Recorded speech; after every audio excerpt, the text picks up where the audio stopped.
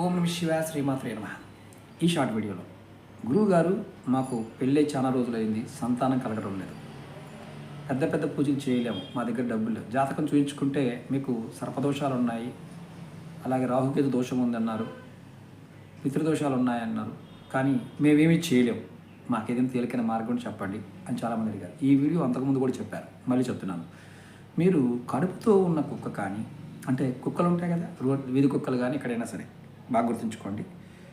ఈ కడుపుతో ఉన్న కుక్కకి మీరు కంపల్సరీగా, అంటే పిల్లలతో ఉన్నా కడుపుతో ఉన్నా, అంటే కడుపుతో అన్న ఉండాలి, పిల్లలతో అన్న ఉండాలి, ఈ కుక్కకి రొట్టెలు వేస్తూ ఉండండి. అది ఏ రొట్టె అయినా పర్వాలేదు. వాటికి రొట్టెలు వేస్తూ ఉంటే త్వరగా మీకు సంతానం కలుగుతుంది. ఆ రొట్టెలు వీలు కావట్లేదు గురువు గారు అంటే బిస్కెట్లన్నా వేయండి. మనసులో భైరవుడి యొక్క అనుగ్రహం ఉంటే గ్రహ దోషాలు తొలగిపోతాయి. ప్రయత్నించండి, ఫలితాన్ని పొందండి. మీకు ఈ వీడియో నచ్చినా లైక్ చేయండి, షేర్ చేయండి. ఓం శివ శ్రీమాత్రే నమః.